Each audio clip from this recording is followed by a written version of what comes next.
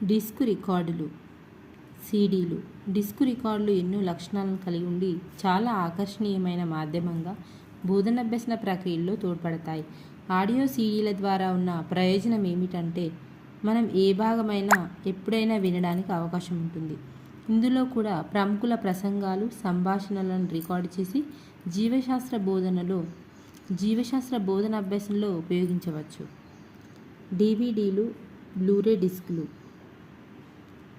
Audio సీడీల లాగా ఇవి మరొక రకమైన ఆప్టికల్ డిస్కులు. వీటిలో మనం చిత్రాలను చూడడానికి కూడా అవకాశం ఉంటుంది. డివిడీల కంటే బ్లూరేలు హెచ్డి ద్వారా ఫార్మాట్లను కలిగి ఉంటాయి.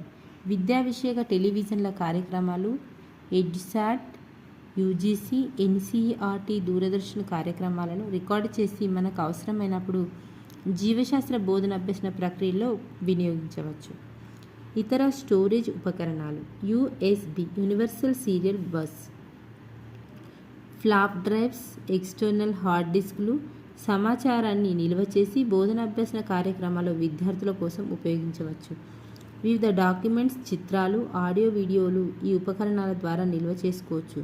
ఇవి చౌకగాను, చిన్నవిగా ఉండి ఎక్కడికైనా సులభంగా తీసుకెళ్లడానికి చాలా ఎక్కువ